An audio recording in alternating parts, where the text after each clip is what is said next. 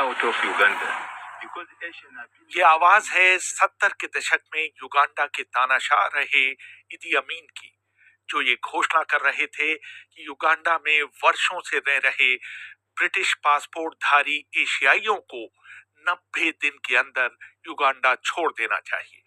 6 feet 4 inch लंबे और 135 kilo वजन वाले अमीन को हाल के विश्व इतिहास के सबसे निर्दयी और क्रूर तानाशाहों में गिना जाता है। एक जमाने में युगांडा के हैवीवेट चैंपियन रहे इदी अमीन मिल्टन ओबोटे को हटाकर सत्ता में आए थे। अपने 8 वर्ष के शासनकाल में उन्होंने क्रूरता के जितने प्रतिमान गढ़े, आधुनिक इतिहास में उसके उदाहरण बहुत कम ही मिलते हैं।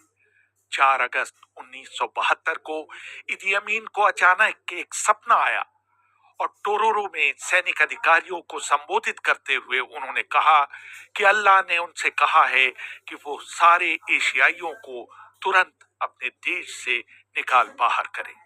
Asians have kept themselves apart as a closed community and have refused to integrate with Ugandan Africans.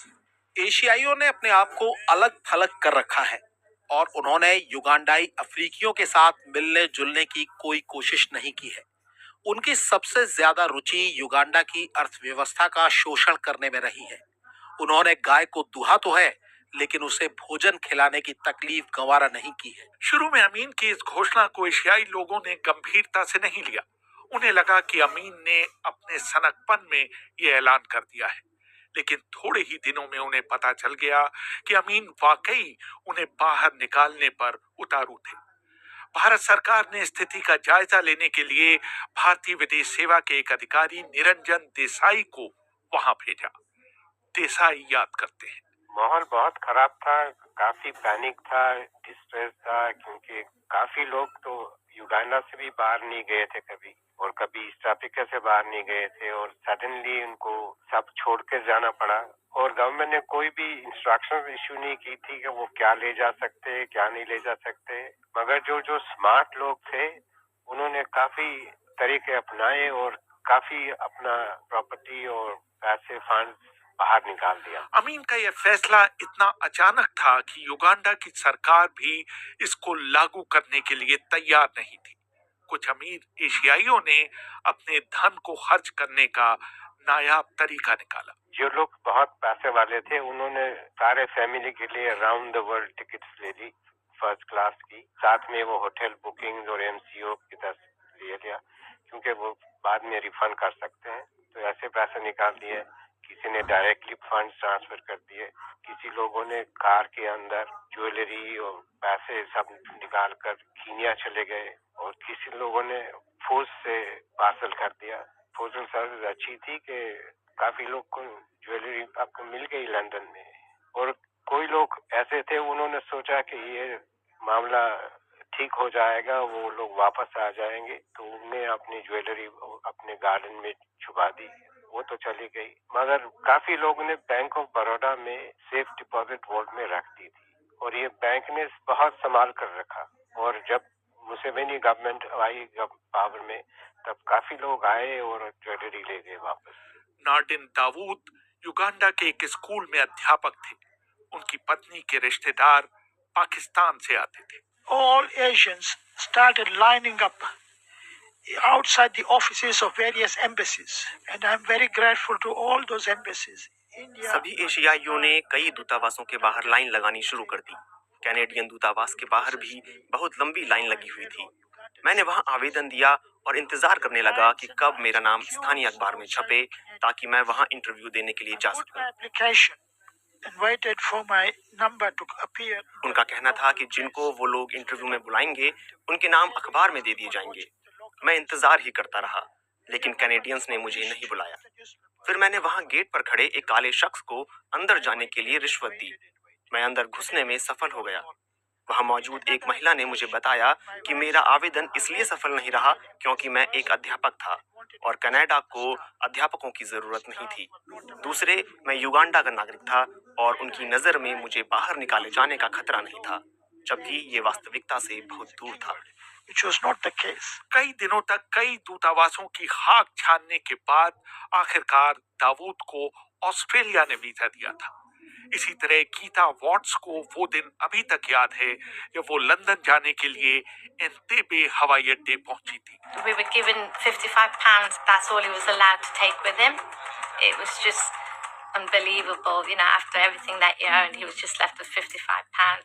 When we first got to the airport, people's luggage was opened out. हम लोगों को अपने साथ ले जाने के लिए सिर्फ 55 पाउंड दिए गए थे। जब हम हवाई अड्डे पहुंचे तो लोगों के सूटकेस खोल खोल कर देखे जा रहे थे। उनकी हर चीज बाहर निकाल कर फेंकी जा रही थी ताकि वो देख सकें कि उसमें सोना या पैसे तो छिपे नहीं रह गए हैं। पता नहीं किस वजह से मेरे माता पिता ने मेरी उंगली में एक अंगूठी पहना दी थी। हमसे कहा गया कि मैं अंगूठी उतार कर उन्हें दे दूं। अंगूठी इतनी कसी थी कि मेरी उंगली से उतर ही नहीं रही थी। आखिर में उन्होंने उसे काट कर मेरी उंगली से अलग किया। सबसे खतरनाक चीज ये थी कि जब अंगूठी को काटा जा रहा था तो ऑटोमेटिक हथियार लिए सैनिक हमें घेर कर खड़े हुए थे। बहुत से एशियाई लोगों को अपनी दुकानें और घर ऐसे ही खुले छोड़कर आना पड़ा था। उन्हें अपना घर का सामान बेचने की इजाजत नहीं थी। कंपाला एयरपोर्ट था, एंटेबे कंपाला से कुछ 20 माइल दूर है। इस रास्ते में 5 रोड ब्लॉक्स थे आर्मी के, तो वहाँ कुछ चीजें ले लेते हैं और वो रिसीट भी देते हैं। मेरे पास रिसीट है, इसमें लिखा है कि 5 वेस्ट निकाल ली है।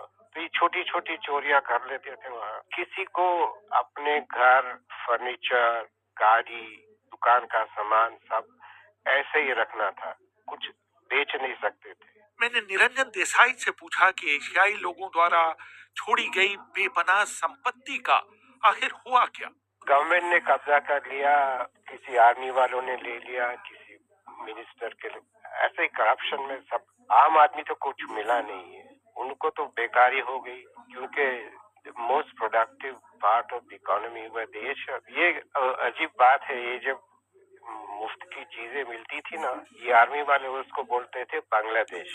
बांग्लादेश उसी टाइम लिबरेट हुआ था, तो जो भी एशियन की प्रॉपर्टी मुफ्त में मिली उसका नाम उन्होंने बांग्लादेश रखा। सुनाई पड़ता था हमने इतना बांग्लादेश किया, हमने इतना बांग्लादेश किया। इस पूरी घटना से दुनिया में इदी अमीन की छवि एक नीम सन की शासक के रूप में फैल गई। उनकी क्रूरता की और कहानियां भी बाहरी दुनिया को पता चलने लगी। अमीन के समय में स्वास्थ्य मंत्री रहे हेनरी केम्बा ने एक किताब लिखी, a state of blood, the inside story of Idi Amin, जिसमें उन्होंने अमीन की क्रूरता के ऐसे किस्से लिखे कि पूरी दुनिया ने दांतों तले उंगली दबा ली। अमीन ने अपने दुश्मनों को न सिर्फ मारा बल्कि उनके मरने के बाद उनके शवों के साथ भी बर्बरतापूर्ण व्यवहार किया। युगांडा के मेडिकल समुदाय के बीच ये बात आम थी कि मुर्दाघर में रखे बहुत से शवों के साथ छेड़छाड़ की गई थी और उनके गुर्दे, लिवर, नाक, होंठ और गुप्तांग गायब मिलते थे। जून 1974 में जब विदेश सेवा के एक अधिकारी गॉडफ्री किगाला को गोली मारी गई तो उनकी आंखें निकाल ली गईं और उनके शव को कंपाला के बाहर जंगलों में फेंक दिया गया। केम्बा ने यह भी लिखा कि अमीन ने कई बार उनके और दूसरे लोगों के सामने शेखी बघारी थी कि उन्होंने मानव का गोश्त खाया है। एक और मौके पर उन्होंने एक युगांडन डॉक्टर को बताया था कि मानव का गोश्त तेंदुओं के गोश्त से अधिक नमकीन होता है। अमीन के एक पुराने नौकर मोसेस अलोगा ने कीनिया भाग आने के बाद एक ऐसी कहानी सुनाई थी जिस पर आज के युग में विश्वास करना मुश्किल है।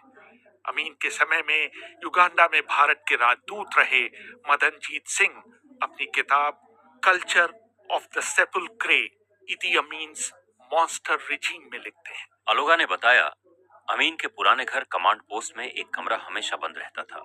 सिर्फ मुझे ही उसके अंदर घुसने की इजाजत थी और वो भी उसे साफ करने के लिए। अमीन की 5वीं बीवी सारा क्योलाबा को इस कमरे के बारे में जानने की बहुत उत्सुकता थी। उन्होंने मुझसे उस कमरे को खोलने के लिए कहा। मैं थोड़ा झिझका क्योंकि अमीन ने मुझे आदेश दिए थे कि उस कमरे में किसी को घुसने नहीं दिया जाए।